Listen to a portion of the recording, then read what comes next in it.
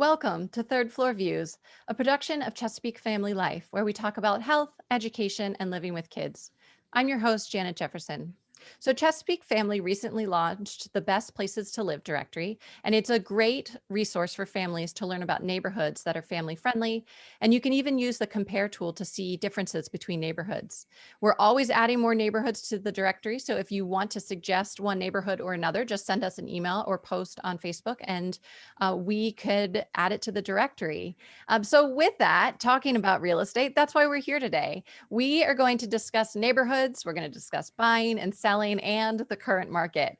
Joining us today is Liz Montaner, a real estate agent from Coldwell Banker. She specializes in buying and selling homes in the central Anne Arundel County area. Thank you so much for being here today, Liz. Welcome. Happy to be here. To our viewers, please feel free to submit any questions that you might have in the comment section, and we'll try to get to as many of those as we can. But Liz, let's jump right in. So first, I really want to ask, right now, what are your clients with kids looking for when they're shopping for neighborhoods? Well, obviously for young families, it usually starts with schools. Schools are hugely important. Unfortunately, as a realtor, we cannot really comment whether school A is better than school B because we have certain fair housing rules that we have to abide by. So we generally direct buyers to various websites. There's greatschools.org. School Digger is another one that families. Then they often look for, what would our family's life like be in this particular community? Obviously, in greater Annapolis area, people are often looking for water privileges, which are great gathering spots. I know that's why we moved to the areas. We really wanted to raise our children on the water, which is a completely different experience. And that's something that we always look for. And then just in general, the community, does it feel right? Does it feel like a good fit for the family? I remember when I first moved to the neighborhood in Severna Park that we raised our family as, I followed the school bus around and saw the kids that got off the bus and tried to figure out if I thought it would be a good fit as a friend for my children. So, but beyond that, the other component I would say is families are really looking for turnkey houses, properties that do not require a lot of updates. Their lives are very busy, often two jobs are going on, and they really don't have the time, inclination, or a lot of times the extra cash to do improvements. So they really want updated homes with as many sort of quality finishes as possible. So that's kind of a common request. That makes sense. Being a family with young children myself, that sounds pretty good. So in your opinion, what do you think are some of the best neighborhoods for families? And that's including both really popular ones right now, but then maybe up and coming neighborhoods for families, and then maybe also some hidden gems. Well, I have to tell you, this is another kind of fair housing question that we as realtors, we take an oath as far as abiding by fair housing. So when buyers ask us those questions, we have to be really careful because a good neighborhood for buyer A might in fact be not as good of a neighborhood as, for buyer B. So we really, when people are trying to get a sense of whether a neighborhood is a good fit, we always encourage buyers to drive through the community at different times of the day, just to get a feeling of is there a lot of commuters in the neighborhood? What's the traffic like going in and out? Just to try and, obviously there's a lot of information on the web as well, but what we have to be careful about as realtors is steering people into specific neighborhoods. I'm sorry, I can't elaborate more on this neighborhood or that neighborhood. All I can do is, I can tell you what was right for us, and that is, we really wanted to be near the water. That was a huge thing for our family. And that's just something that some people like. I think I will also say that I would encourage young families to buy into neighborhoods that they can grow into. In other words, there's some truisms about real estate that are still relevant today. And that is that you want to, the old adage of trying to buy the worst house in the best neighborhood still has some real truth today, because that's going to give you room to grow. And if you're buying at either the bottom or no higher than the middle of a neighborhood, in other words, there's other houses in that neighborhood that are much grander than yours, you've got room to grow. And that's an important thing. If you buy in at the top end of the neighborhood and you start doing any customization, your ability to appreciate and be able to down the road get out of that house with some degree of increase in profit and so forth is greatly diminished. So, and the other thing, as I always tell families, even though they're looking for it turnkey, I always say, you know, to have a project or two is not a bad thing, because then you don't have to just rely on appreciation. You can also contribute to the value of the property by finishing a basement or adding a deck or something along those lines. So it is good to have multiple ways to have your house ultimately worth more 5, 7, even 10 years down the road. Yeah, that's great advice, and I think it's really helpful for people to remember too. And thank you too for sharing about the fair housing. I think that's really it makes so much sense when you think about it. Right. But so important to have that in there. But then as a family, as you know, a buyer thinking about, okay, what are your resources? And I think your advice of driving around a neighborhood and really Yeah, making sure that you understand it and doing your homework in your own way is so important. right. Um, I will say in this area, I'm originally from Connecticut area, which is a little more, there are many areas of Connecticut that are quite homogeneous. I will say the greater Annapolis area can be very eclectic, hmm. and sometimes confusing to new buyers coming into the area. So you really have to spend some time in doing drive-bys before you really get a feeling for what a neighborhood is like. It's not always as predictable as other parts of the country. So I do encourage buyers to definitely spend some time in their cars and get a feeling for particular neighborhoods. So I think that's a really great advice. And then so doing your homework in that respect.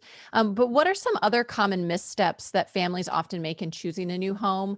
And what do you do to steer them towards success? So driving around a neighborhood or trying to learn a little bit more about schools. Are there other things that you recommend or common things that people do that maybe are a bad idea? Well, I would say in general that young people today, of which I'm not a member of that particular group, are very focused in on finishes. Thank you, HGTV magazine. It's been great. It's given people a lot of ideas and a lot of suggestions, but literally I'll have some families come in the house that we sold in Severna Park. Was built in the 1950s. We definitely did some upgrades to the property, but it was a really beautiful community, one of the most sought after, in fact, in Severna Park. And these buyers came up on the front porch of our house asking if I had any Brazilian cherry floors in this house. And I said, no, we don't have any Brazilian cherry floors. We are 4 houses from the Severn River. We are less than a half a mile to a wonderful elementary school. We are one way into our community, surrounded by water. The lifestyle of living in this house is amazing. The finishes you can always improve. You know, that's something that you can do over time. What you can't do is change the location. And people need to sort of get out of the house a little bit and really look around and think about what would my life be like in this property. I'm a big lifestyle seller. I'm also a big lifestyle buyer. I buy with lifestyle in mind, and then I adjust the house to make it work for us, but I don't start with the house. We have never lost money in real estate because we've always stretched to get into the best community we could. And we've always thought about lifestyle, and we've improved the house over time. And as a result, we've done really well. So I just try and get the young people not to be so focused on finishes, because I think in the long run, you can always improve those, but you can't pick the house up and move it someplace else. Yeah, exactly. You cannot change that location. Right, But you can right, always change the house. right. So if you have decided to sell your house, how does a person or a family go about choosing an agent if you don't know one? And then when you are choosing, how do you ensure that the agent meets your needs? So sort of what advice do you have to families on how to pick a real estate agent?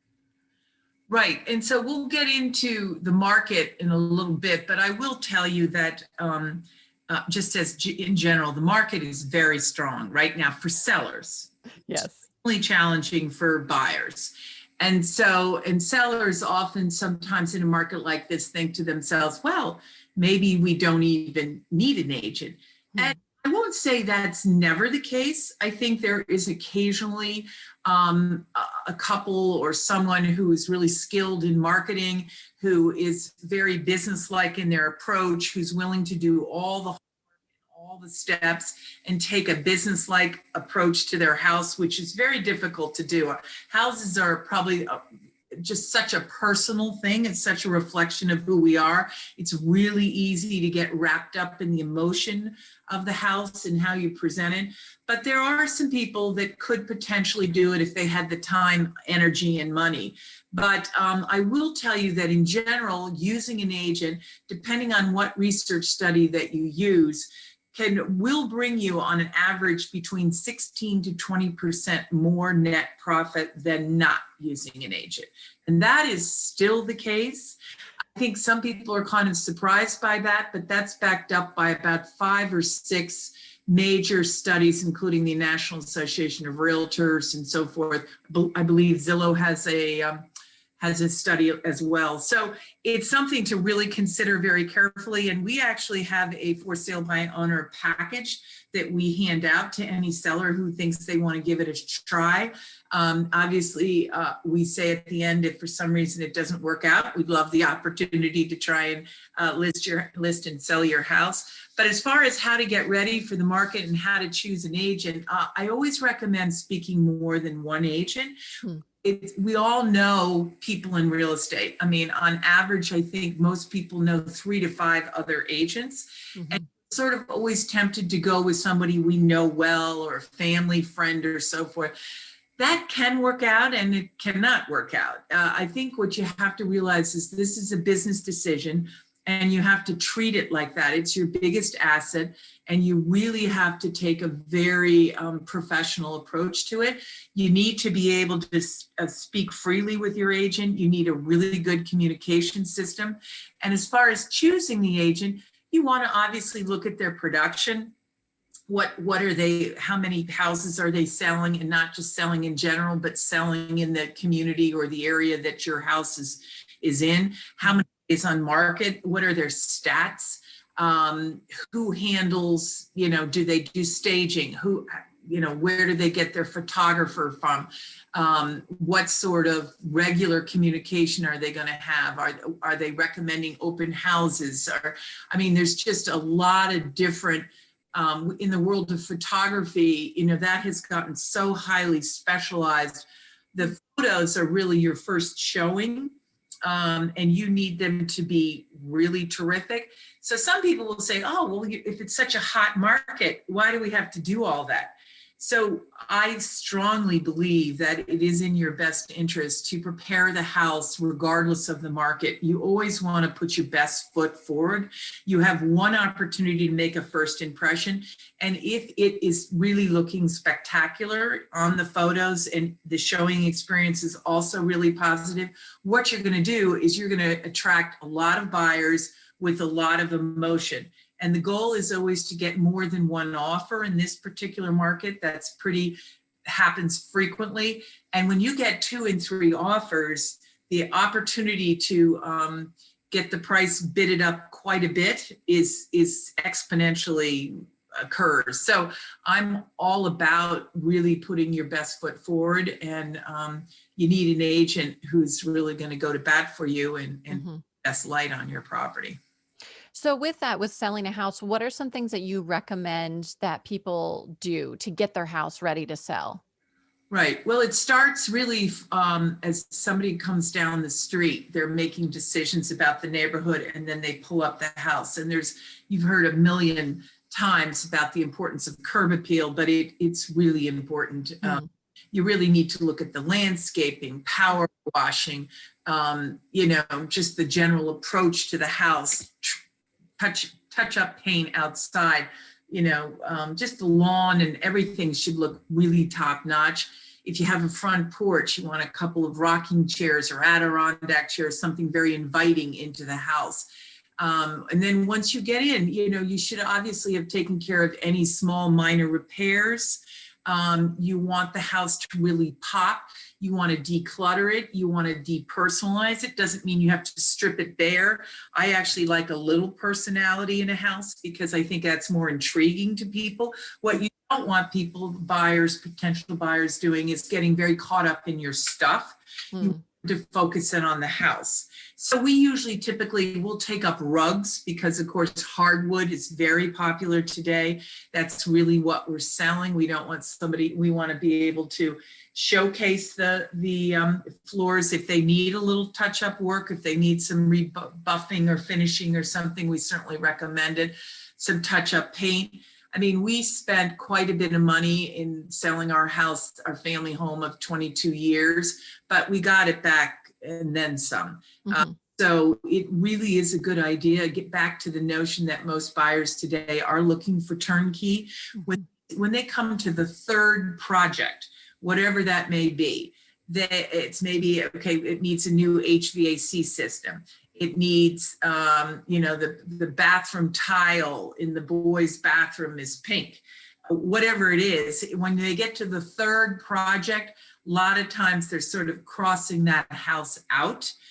So you got to give that some thought and make sure that you've done everything you possibly can to have it be as close to turnkey as possible. And that's going to pay you back in spades as far as final sales price.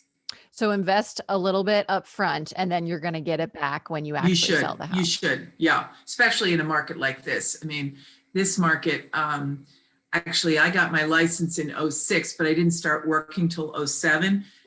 This is 05 and then some. I mean, this is the strongest market we've seen in over 15 years. It's really crazy, and that's good, and it's also concerning because it's not necessarily sustainable, and at some point you start to really outprice people.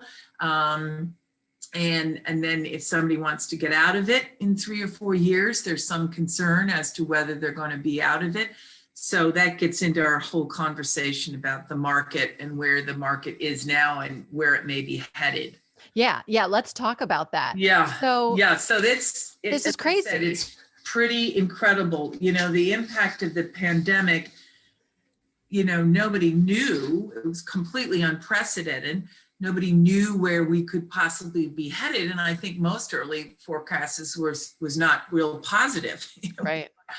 The bottom could fall out.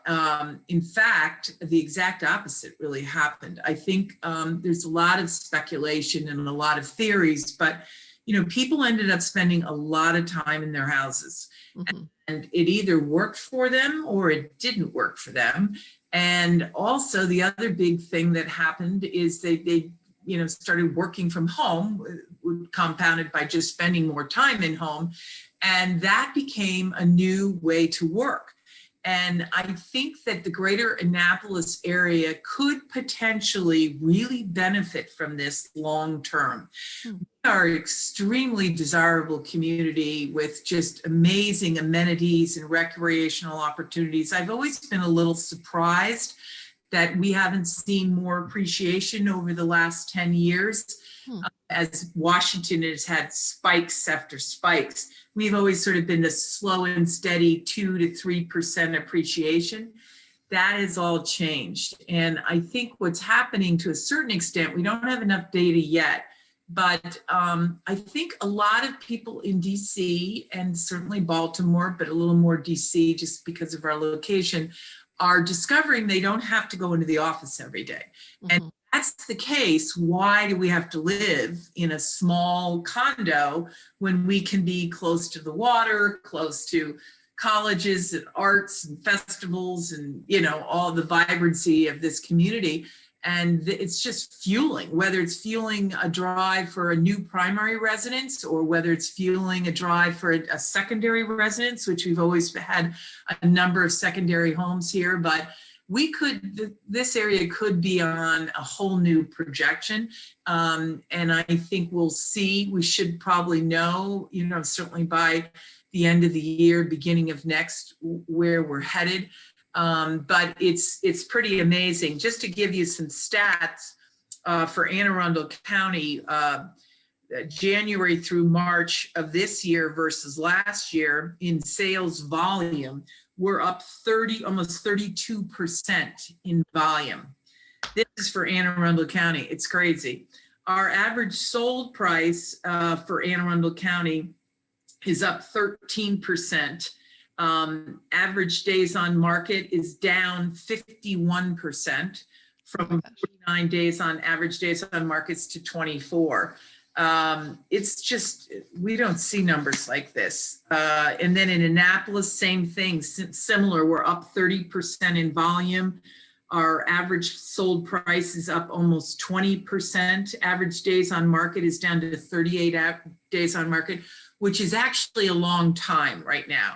Yeah. House, I say, well, 48 hours, 72 hours to get your house sold. I mean, it's that kind of crazy. Now, this is assuming you've done all the right things and that your house doesn't have any major hurdles, i.e., you know, an eyesore or some proximity to, you know, there's a number of things that could prevent you from experiencing all of this, but clearly we're in a much stronger. And I also pulled the Severna Park. Severna Park is still up considerably in volume, but not as much as Annapolis. It's up 15%, which is still enormous, and a median sold price up 14%. So across the board, the market is extremely strong. And our biggest problem, of course, is we don't have enough inventory. We've sold pretty much, a normal healthy market is about 6 months of inventory. That's when buyers and sellers have sort of equal power. We consider that kind of a balanced market. When we were in the height of the down market, 08, 09, 010, we had about 18 months of inventory. Wow. Now we have less than 1 month. We have about 0.7, 0.8 of a month of inventory. It's just ridiculous. So, and part of the problem, of course, some people are reluctant to sell because, of course, then they have to figure out where they're going. But, you know, we are out there really searching for inventory, and I'm encouraging anybody who's ever, you know, thought about it, especially if they're moving out of the area, perhaps to, you know, an area that's not as much in demand. This is absolutely the high water mark. And nobody is predicting an end to this. I mean, obviously that we live in cycles, that's part of real estate. But most prostignators are saying that through 2021, people feel pretty strongly. We do have a population, of course, that is not in good shape. They've lost their jobs. They've, you know, there's, you know, small entrepreneurs, and it's a pretty substantial population. And we haven't really seen the impact of that group. You know, they're still getting some stimulus help and so forth. But at some point, that population is going to have some impact. But right now, it's just, it couldn't be a better time to sell. So thinking about that, if we're not seeing any end in sight to this, and it's a really tough market for buyers, what do you recommend to buyers? How do you get the house that you want? What does it take to get the winning offer? Well, you do have to have an agent. I can't tell you how important that is, and not just any agent. You have to have a really good agent. that is privy to what is going on in the market. And actually there's this whole thing called coming soon, an exclusive look. Mm-hmm. So it used to be just, you signed a listing agreement, you prepped the house and it went on the MLS. Now there is actually two precursors to the MLS.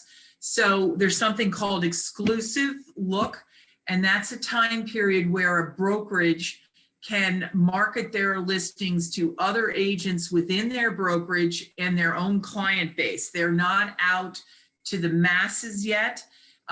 It's, and Coldwell Banker, of course, is a very large, very successful brokerage. So it is a real good tool that we can use because we do have so many agents in the area. But it's a great time that we can test a price. We can get some feedback on condition. We can get a few agents in the property, get some feedback on, and we could actually sell it during that time period. The next step is going on to the MLS under coming soon status. That's when the agent population can see new inventory coming on, but the consumers, it's still not on Zillow's or realtor.coms or that. And so and actually once it goes into coming soon, we're not allowed to show it during that time. It's kind of weird rules, but I didn't make them, somebody else did.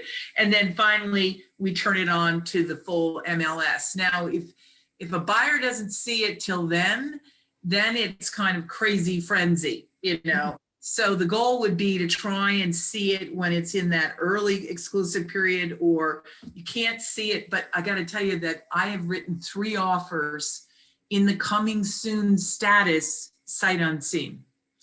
They have not actually gotten into the house. And I said to them, I know this is risky. It doesn't feel right, but once it goes on the MLS, you are going to be in competition with 5, 10, 20 other buyers. And if looking at these pictures checks enough boxes to you and you're okay with this, I recommend going forward with an offer. Now we do have some outs once you get under contract. We certainly have inspections as a possibility. If the house is in a condo association or an HOA, a buyer has 5 to 7 days to review those documents. And if anything is objectionable, they can get out. They don't even have to tell the seller why they're getting out. So there are some outs to that process.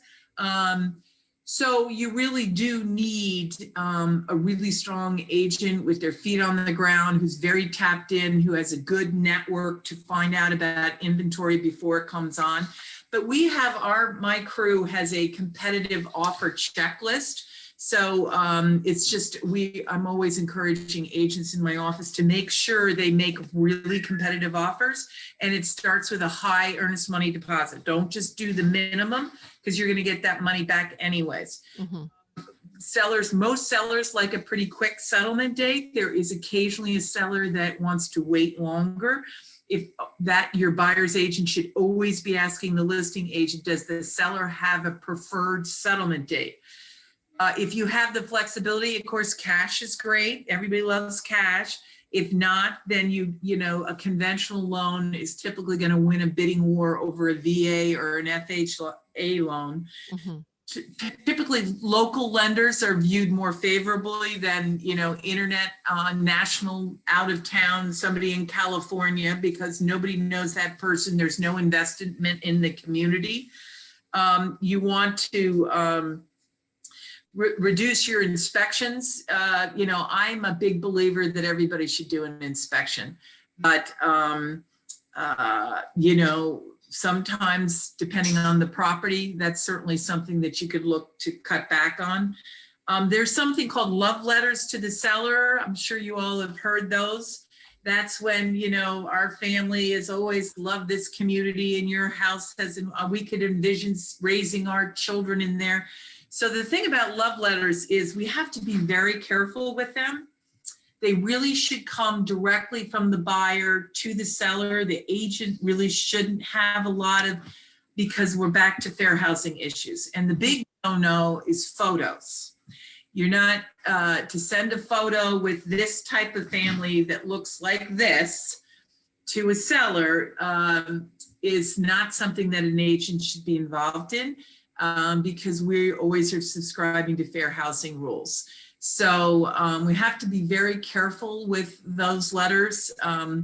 And again, you'll chat with your lit agent as to what the best price is. There are escalation clauses. There are, I'll tell you one thing that I love, although it can be a little tricky, is to offer a seller rent. So sellers would love to pocket the money, the proceeds of their house before they have to. Then they could go out themselves and be a non-contingent buyer. And so we've done rent backs for 2 and 3 months with no rent. And sellers love that. Now, of course, there are a couple of hurdles you have to watch out for if that's the path you choose to go, but that can be very compelling. It takes all the stress out of the buy-sell for the sellers. And the other thing is appraisal shortfalls. How are you going to handle those if they come up? Are you going to write up front that you'll try to absorb it if that was to happen, as opposed to expect the seller to absorb that? Tight time limits. That would probably be my last thing I would recommend. You always want, in a competitive market like this, in my opinion, you always want to include a time limit to your offer, whether 24, 48, 72 would be 72 hours would be a long time limit. I'm usually looking for about 24-hour time limit. What that says to the seller is we put forth a great offer and we'd like to hear back from you within a day. Because what we don't want you to do, Mr. Seller, is take our great offer and have your agent call any other person that has been through that house and said, hey, anybody else want to come in? Now, what they cannot do is share the terms of our offer, but they can encourage other offers to come in. So we want a really quick response in this competitive market. Sometimes if the sellers are really elderly, I usually talk to the listing agent and I say, are they okay with the time limit? Is this going to upset them or overwhelm them? The most important thing is that the agents are talking all the time. And that's critical communication, is to get input from the other side. What is the position? What's the perspective? What are the priorities of the other side? And then you incorporate that into your offer. So, Liz, would you buy right now? Well, it depends. It's clearly an intense time. You have to have your ducks in a row. But if we continue to see this appreciation, if we continue to see, and again, I'm constantly reading Wall Street Journal and all kinds of indicators, then, and I know that a move is on my horizon at some point, sure. I mean, if I can find the right product and I can get in early and I can put together a competitive offer, and I can see a project that we could do that could improve the value, yes, you can and you should. What I would caution against is, jumping into, a multi bidding war. I just, you got to be cautious, because clearly in this market, it's easy to, go to a level that would take quite a long time, potentially, to, because there is cost in transferring properties, as we know. And Maryland is not the most expensive place to transfer property, but it's certainly up there. So there are costs. So you want to make sure that you're, staying within reason. And then, the neighborhood is critical as well. You want to make sure if it's in a good neighborhood with a, you can tell an improving, appreciating kind of projection, you should be okay. All right. Well, thank you so much, Liz, for joining us today and answering all of our questions about real estate and the crazy market we're in right now. Also, thank you to all of our viewers and listeners. Make sure that you visit ChesapeakeFamily.com for up-to-date local information on home, health, and living for today's Maryland parent. And make sure that you do check out the new neighborhood directory to find the right neighborhood for your family. This episode will be archived on ChesapeakeFamily.com in video and podcast format. I'm Janet Jefferson with Chesapeake Family Life and Third Floor Views. Thank you so much. Thanks.